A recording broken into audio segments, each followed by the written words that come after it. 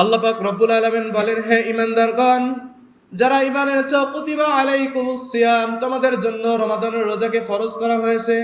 কামা কুতিবা আলাল্লাযীনা মিন ক্বাবলিকুম, যেমন তোমাদের পূর্ববর্তীদের উপর রমাদানের রোজা ফরজ করা হয়েছিল।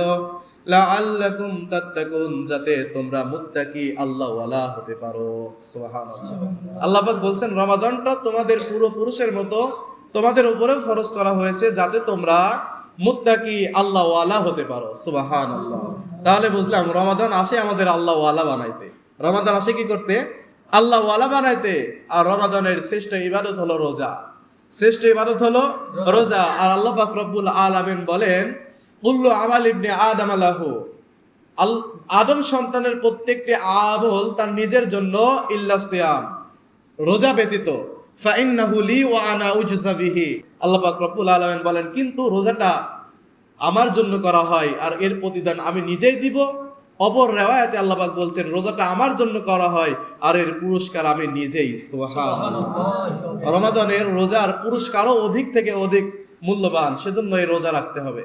30টি রোজাই উম্মতের জন্য ফরজ।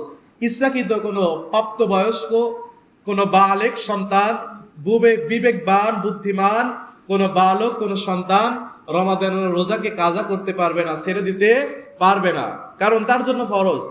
হাদিস শরীফের মধ্যে আছে, কোনো ব্যক্তি যদি ইচ্ছাকৃতভাবে একটা দিনও রোজা ছেড়ে দেয়, তাহলে তার জিন্দেগিতে যতদিন বাঁচে ততদিন পর্যন্ত যদি রোজা রাখে, তবু ওই একটা রোজার কাজা, সেই গ্যাপ যে হয়ে যায়, যে ঘাটতিটা হয়ে যায়, ওই ঘাটতিটা পূরণ করতে পারবে না।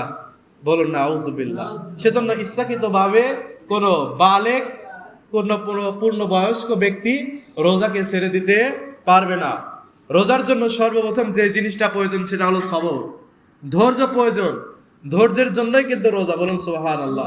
কারণ আপনি রোজার নিয়ত করলেন, না খেয়ে থাকলেন, অনেক সময় ক্ষুধা লেগে যায়, কিন্তু ক্ষুধা থাকার পরেও আপনি খান না, এটা দ্বারা আপনার ধৈর্যের পরিচয় দেওয়া হয়। বলুন সুবহানাল্লাহ।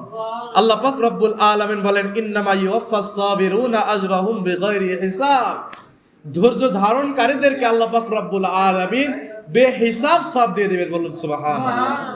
ধৈর্যশীল বান্দা যারা, তাদেরকে আল্লাহ পাক রব্বুল আলামিন বেহিসাব সওয়াব দিয়ে দিবে। সেজন্য আমাদের এই রোজার মাধ্যমে ধৈর্য ধারণ করতে হবে, রোজা রাখতে হবে। আল্লাহ পাক রব্বুল আলামিন বলেন, প্রত্যেকটি